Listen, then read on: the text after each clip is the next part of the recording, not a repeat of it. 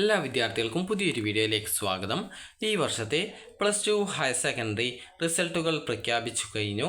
അപ്പോൾ വിദ്യാർത്ഥികൾക്ക് എങ്ങനെയാണ് ഈ ഒരു +2വിൻ്റെ മാർക്കിൻ്റെ പെർസെൻറ്റേജ് കാൽക്കുലേറ്റ് ചെയ്യുക എന്നുള്ളതാണ് ഈ ഒരു വീഡിയോയിൽ. അപ്പോൾ നിങ്ങൾക്ക് വിവിധ ആവശ്യങ്ങൾക്ക് ഈ ഒരു പെർസെൻറ്റേജ് ആവശ്യമായിട്ട് വരുന്നതായിരിക്കും. അപ്പോൾ എങ്ങനെ നമുക്ക് ഈ ഒരു +2വിൻ്റെ റിസൾട്ടിൻ്റെ ആ ഒരു മാർക്ക് പെർസെൻറ്റേജ് കാൽക്കുലേറ്റ് ചെയ്യാം എന്നുള്ള കാര്യം നമുക്ക് നോക്കാം.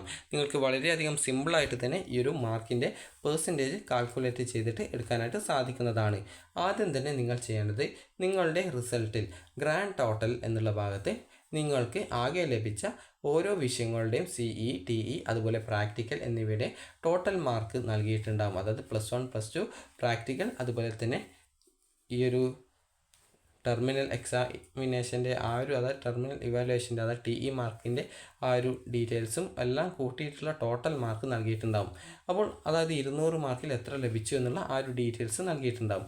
അപ്പോൾ ആ ഒരു 200 മാർക്കിൽ ഓരോ വിഷയങ്ങൾക്കും എത്ര ലഭിച്ചു എന്നുള്ളത് നിങ്ങൾ കൂട്ടുക. അപ്പോൾ ടോട്ടൽ കൂട്ടുന്ന സമയത്ത് നിങ്ങൾക്ക് 1200-ൽ എത്ര മാർക്കാണ് ലഭിച്ചിട്ടുള്ളത് എന്നുള്ളത് നിങ്ങൾ ആദ്യം തന്നെ മനസ്സിലാക്കിയിട്ട് അതായത് കാൽക്കുലേറ്റ് ചെയ്ത് വെക്കുക. അപ്പോൾ കാൽക്കുലേറ്റ് ചെയ്ത് വെച്ച ശേഷം നിങ്ങൾ ചെയ്യേണ്ടത് അതായത് ഒരു വിദ്യാർത്ഥിക്ക് ഇപ്പോൾ 1200-ൽ അതായത് 1200-ൽ അതായത് ആദ്യം ലഭിച്ചിട്ടുള്ളത് ആകെ ഒരു 600 മാർക്കാണെന്ന് കരുതുക. അപ്പോൾ 600 മാർക്കാണെങ്കിൽ 600നെ 100 കൊണ്ട് ഗുണിക്കുകയും അതിനുശേഷം ഈ ഒരു 1200 കൊണ്ട് അതിനെ ഹരിക്കുകയും ചെയ്യുക. അപ്പോൾ അങ്ങനെ വരുന്ന സമയത്ത് നിങ്ങൾക്ക് അതായത് എത്ര പെർസെൻറ്റേജാണ് കിട്ടിയിട്ടുള്ളത് എന്നുള്ളത് മനസ്സിലാക്കാൻ സാധിക്കും. അപ്പോൾ നമുക്ക് ഒരു വിദ്യാർത്ഥിക്ക് ജസ്റ്റ് ഒരു ഉദാഹരണത്തിനാണ് ഇത് കാണിക്കുന്നത്. അപ്പോൾ 600 ആണ് കിട്ടിയിട്ടുള്ളത്. അപ്പോൾ 1200 കൊണ്ട് ഹരിക്കുന്ന സമയത്ത് ഇതിൽ 600 1200 2 പ്രാവശ്യം പോവും. 100നെ 2 കൊണ്ട് ഹരിക്കുമ്പോൾ 50 കിട്ടും. അപ്പോൾ 50% മാർക്കെന്ന് മനസ്സിലാക്കാം. അതേസമയം ഒരു വിദ്യാർത്ഥിക്ക് 1200-ൽ 1200 തന്നെ ലഭിച്ചിട്ടുണ്ട്. അപ്പോൾ അതിനെ 100 കൊണ്ട് ഗുണിക്കുകയും അതുപോലെ ആ ഒരു കിട്ടുന്നതിനെ 1200 കൊണ്ട് ഹരിക്കുകയും ചെയ്യുക. അതായത് ഈ ഒരു നിങ്ങൾക്ക് ലഭിച്ച ആ ഒരു സ്കോറിനെ 100/1200 കൊണ്ട് ഗുണിച്ച് കഴിഞ്ഞാൽ നിങ്ങൾക്ക് എത്ര പെർസെൻറ്റേജ് മാർക്കുണ്ട് ടോട്ടൽ എന്നുള്ളത് നിങ്ങൾക്ക് മനസ്സിലാക്കാനായിട്ട് സാധിക്കും. അപ്പോൾ ഇങ്ങനെ 1200-ൽ 1200 പോകുന്ന സമയത്ത് ഇതിന് രണ്ടിലും ഓരോ തവണ പോകും. അപ്പോൾ 1×100 എന്നുള്ളത് മനസ്സിലാക്കാം. ഇനി പല വിദ്യാർത്ഥികളും ചോദിക്കുന്ന മറ്റൊരു കാര്യമാണ് വിദ്യാർത്ഥിക്ക് ഒരു സബ്ജക്റ്റിന് എത്ര പെർസെൻറ്റേജ് മാർക്ക് ലഭിച്ചു എന്നുള്ളത് എങ്ങനെ ചെക്ക് ചെയ്ത് നോക്കാം എന്നുള്ളത്. അപ്പോൾ നിങ്ങൾക്ക് അറിയാം ഒരു വിഷയത്തിൻ്റെ മാർക്ക് എന്ന് പറയുന്നത് 200 മാർക്കാണ്. 2 വർഷത്തെയും കൂട്ടിയിട്ട് ടോട്ടൽ ഓരോ വിഷയങ്ങൾക്കും വരുന്ന മാർക്ക് എന്ന് പറയുന്നത്. അപ്പോൾ നിങ്ങൾക്ക് ടോട്ടലായിട്ട് TEയും അതുപോലെ തന്നെ CEയും ടോട്ടലായിട്ട് നിങ്ങൾക്ക് എത്ര കിട്ടി അതായത് 2 വർഷത്തെയും കൂട്ടുമ്പോൾ എത്ര കിട്ടി എന്നുള്ള കാര്യം നിങ്ങൾ എഴുതുക. അപ്പോൾ ഒരു വിദ്യാർത്ഥിക്ക് ഇപ്പോൾ 200-ൽ 100 മാർക്ക് മാത്രമാണ് കിട്ടിയത് എന്ന് കരുതുക.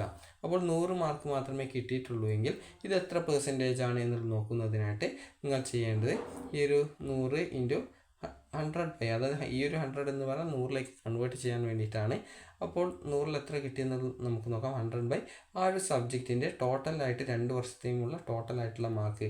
അപ്പോൾ നമുക്ക് നോക്കുന്ന സമയത്ത് അതായത് ഈ ഒരു 50% മാർക്ക് എന്നുള്ളത് നമുക്ക് കറക്റ്റായിട്ട് മനസ്സിലാക്കാൻ സാധിക്കും. അപ്പോൾ ഈ ഒരു രീതിയിൽ 50% എന്നുള്ളത് നമുക്ക് കറക്റ്റായിട്ട് മനസ്സിലാക്കാൻ സാധിക്കും. അതുപോലെ തന്നെ നിങ്ങൾക്ക് എത്രയാണോ ലഭിച്ചത് അതായത് ഇപ്പോൾ 150 മാർക്കാണ് 200-ൽ കിട്ടിയതെങ്കിൽ ആ ഒരു സംഖ്യയെ നിങ്ങൾ ചെയ്യേണ്ടത് ഈ ഒരു 100/200 കൊണ്ട് അതായത് 100/200 കൊണ്ട് ഗുണിക്കുക. ഈ ഒരു 200 എന്ന് പറഞ്ഞാൽ സബ്ജക്റ്റിൻ്റെ 2 വർഷത്തെ ടോട്ടൽ മാർക്കാണ്. TE, CE, PE എന്നിങ്ങനെയുള്ള ടോട്ടലായിട്ടുള്ള മാർക്കാണ് ഈ ഒരു 200 എന്ന് പറയുന്നത്. ഈ ഒരു 100 എന്ന് പറഞ്ഞാൽ 100ലേക്ക് കൺവേർട്ട് ചെയ്യാനായിട്ട് 100%ലേക്ക് മാറ്റുന്നതിനായിട്ടാണ് ഈ ഒരു 100നെ ഉപയോഗിച്ചിട്ടുള്ളത്. ഇത് എന്ന് പറയുന്നത് നിങ്ങൾക്ക് ആ ഒരു സബ്ജക്റ്റിന് ലഭിച്ച ആ ഒരു മാർക്ക് ആണ് ഉദ്ദേശിക്കുന്നത്. ഇനി വിദ്യാർത്ഥികൾ പറഞ്ഞിട്ടുള്ള മറ്റൊരു സംശയമായിരുന്നു ഈ ഒരു റീവാലുവേഷൻ അപേക്ഷിക്കുന്ന സമയത്ത് 10% കൊണ്ട് ഉദ്ദേശിക്കുന്നത് എന്താണ് എന്നുള്ളത്. അപ്പോൾ റീവാലുവേഷൻ അപേക്ഷിക്കുന്ന സമയത്ത് 10% കൊണ്ട് ഉദ്ദേശിക്കുന്നത് എന്താണെന്ന് ചോദിച്ചാൽ ആകെ മാർക്കിൻ്റെ ആ ഒരു സബ്ജക്റ്റിൻ്റെ മാർക്കിൻ്റെ 10% ആണ്. ഇപ്പോൾ ഒരു ഉദാഹരണം പറയുകയാണെങ്കിൽ നമ്മളിപ്പോൾ കെമിസ്ട്രി ആണ് എടുക്കുന്നത് എന്ന് കരുതുക. കെമിസ്ട്രിയുടെ +2വിൻ്റെ ആകെ മാർക്ക് എന്ന് പറഞ്ഞാൽ നിങ്ങൾക്കറിയാം നിങ്ങൾ റീവാലുവേഷൻ നൽകുന്ന സമയത്ത് നിങ്ങളുടെ TE മാർക്കിൻ്റെ അതായത് എഴുത്ത് പരീക്ഷയിലെ മാർക്കിനെയാണ് റീവാലുവേഷൻ ചെയ്യുന്നത്. അപ്പോൾ ആ ഒരു സബ്ജക്റ്റിൻ്റെ TE മാർക്ക് ടോട്ടൽ വരുന്നത് 60 ആണ്. അപ്പോൾ 60ൻ്റെ 10% കൊണ്ട് ഉദ്ദേശിക്കുന്നത് 6 ആണ്. അതായത് 60ൻ്റെ 10% വളരെ അധികം സിമ്പിളായിട്ട് തന്നെ നമുക്ക് കാൽക്കുലേറ്റ് ചെയ്യേണ്ട ആവശ്യമൊന്നുമില്ല. ഈ ഒരു 10% അറിയാനായിട്ട് ഈ ഒരു 60ലുള്ള ആ ഒരു 0 തട്ടിക്കളഞ്ഞാൽ നിങ്ങൾക്ക് ആ ഒരു 6 എന്നുള്ളത് മനസ്സിലാക്കാം. അതായത് ഈ ഒരു 10ൻ്റെ സ്ഥാനത്തുള്ള ആ ഒരു സംഖ്യ നിങ്ങൾക്ക്, അതായത് അത് 0 ആയതുകൊണ്ട് തന്നെ അതിനെ ഒഴിവാക്കി കഴിഞ്ഞാൽ 6 എന്നുള്ളത് നിങ്ങൾക്ക് മനസ്സിലാക്കാൻ പറ്റും. അപ്പോൾ ഈ ഒരു രീതിയിൽ ആ ഒരു സബ്ജക്റ്റിൻ്റെ ആ ഒരു 10% കൊണ്ട് ഉദ്ദേശിക്കുന്നത് എന്താണെന്ന് ചോദിച്ചാൽ 6 മാർക്കാണ് 10% കൊണ്ട് ഉദ്ദേശിക്കുന്നത്. അതുപോലെ തന്നെ വിദ്യാർത്ഥികൾക്ക് അടുത്തതായിട്ടുള്ള സംശയം എന്ന് പറയുന്നത് 80 മാർക്കിൻ്റെ വിഷയത്തിൽ 10% എങ്ങനെ മനസ്സിലാക്കാം എന്നുള്ളതാണ്. അപ്പോൾ ഈ ഒരു 80 മാർക്കിൻ്റെ വിഷയത്തിലുള്ള 10% കൊണ്ട് ഉദ്ദേശിക്കുന്നത് സാധാരണ ഇംഗ്ലീഷൊക്കെയാണ് 80ൽ വരുന്നത്. അപ്പോൾ ഈ ഒരു 80 മാർക്കിൻ്റെ 10% കൊണ്ട് ഉദ്ദേശിക്കുന്നത് ഇതിൻ്റെ ആ ഒരു ഇത് 0 ഇതിൻ്റെ ആ ഒരു 10ൻ്റെ സ്ഥാനത്ത് വരുന്നത് എന്നുള്ളത് കൊണ്ട്, അതായത് അതിനെ ജസ്റ്റ് നിങ്ങൾക്ക് ഒഴിവാക്കി കഴിഞ്ഞാൽ അതിൻ്റെ 10% കിട്ടും. അതായത് ഇതാണ് 10% കൊണ്ട് ഉദ്ദേശിക്കുന്നത്. അല്ലെങ്കിൽ നിങ്ങൾ ചെയ്യേണ്ടത് വളരെയധികം സിമ്പിളായിട്ട് തന്നെ നിങ്ങൾക്ക് കാൽക്കുലേറ്റ് ചെയ്യാം. ഏത് സംഖ്യയുടെ 10% കണ്ടുപിടിക്കുന്നതിനും നിങ്ങൾക്ക് ജസ്റ്റ് ആ ഒരു സംഖ്യയെ 100 കൊണ്ട് ഹരിച്ച ശേഷം അതിൻ്റെ ആ ഒരു കിട്ടിയ സംഖ്യയെ 10 കൊണ്ട് ഗുണിച്ച് കഴിഞ്ഞാൽ നിങ്ങൾക്ക് ഈ ഒരു സംഖ്യ, അതായത് ഏതാണ് ആ ഒരു സംഖ്യയുടെ 10% എന്നുള്ളത് കറക്റ്റായിട്ട് മനസ്സിലാക്കാൻ സാധിക്കും. ഇനി വിദ്യാർത്ഥികൾ ചോദിച്ച മറ്റൊരു സംശയമാണ് LBS നഴ്സിംഗിന് അപ്ലൈ ചെയ്യുന്ന സമയത്ത് നിങ്ങൾക്ക് എത്ര % മാർക്കാണ് ഉള്ളത് എന്ന് എങ്ങനെ ചെക്ക് ചെയ്യാം. സാധാരണഗതിയിൽ LBS നഴ്സിംഗ് അലോട്ട്മെൻറ്റുകളിൽ പങ്കെടുക്കുന്നതിനായിട്ട് വിദ്യാർത്ഥികളുടെ ഫിസിക്സ്, കെമിസ്ട്രി, ബയോളജി എന്നിവയുടെയോ അല്ലെങ്കിൽ ബയോളജിക്ക് പകരം ബയോടെക്നോളജി എന്നിവയുടെ മാർക്ക് പരിഗണിക്കുന്നതായിരിക്കും. അപ്പോൾ ഈ ഒരു രീതിയിൽ ആണ് ആ ഒരു മാർക്ക് എങ്ങനെ നോക്കാമെന്നുള്ളത് നോക്കാം. ഫിസിക്സ്, കെമിസ്ട്രി, ബയോളജി എന്നിവയിൽ ഓരോ വിഷയങ്ങളും 120ലാണ്. +2ൻ്റെ മാർക്ക് മാത്രമാണ് പരിഗണിക്കുന്നത്.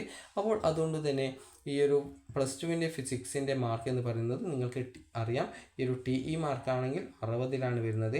അതുപോലെ പ്രാക്ടിക്കൽ എക്സാം ആണെങ്കിൽ 40ലാണ് വരുന്നത്. അതുപോലെ CE മാർക്കാണെങ്കിൽ 20ലാണ് വരുന്നത്. ടോട്ടൽ കൂട്ടുന്ന സമയത്ത് 120ലാണ് വരുന്നത്.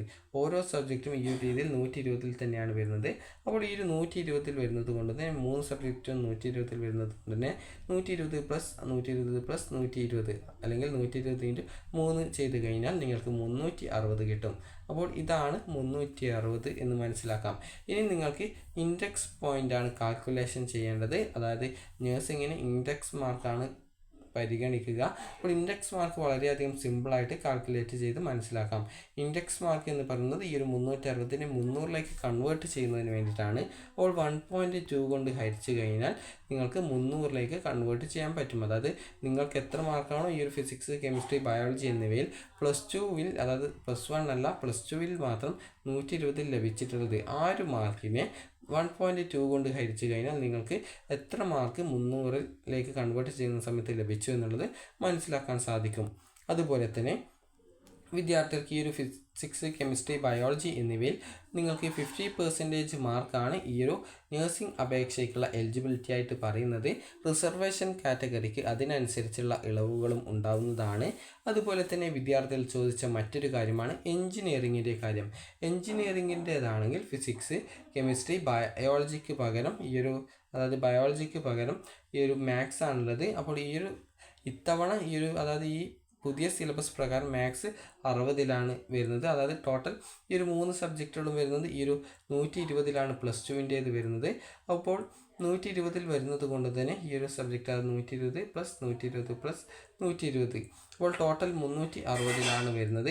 ഈ ഒരു +2ൻ്റെ ആകെ മാർക്കിൻ്റെ 50% മാർക്കാണ് ഈ ഒരു കീമിൻ്റെ എലിജിബിലിറ്റി ആയിട്ട് പറയുന്നത്. അതായത് ഈ ഒരു ഫിസിക്സ്, കെമിസ്ട്രി, മാത്സ് എന്നിവയിൽ നിങ്ങൾക്ക് +2ന് ടോട്ടൽ ലഭിച്ച മാർക്ക് എന്ന് പറയുന്നത് ഈ ഒരു 180 മാർക്കെങ്കിലും മിനിമം കിട്ടിയെങ്കിൽ മാത്രമാണ് കീമിൻ്റെ എലിജിബിലിറ്റി ആയിട്ട് പരിഗണിക്കുന്നത്.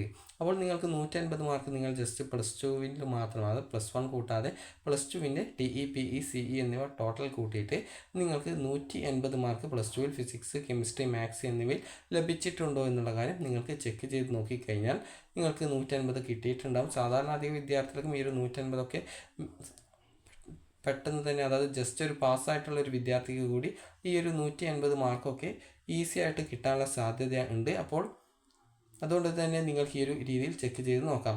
അപ്പോൾ ഈ ഒരു ഫിസിക്സ്, കെമിസ്ട്രി, അതുപോലെ തന്നെ മാത്സ് എന്നിവയാണ്.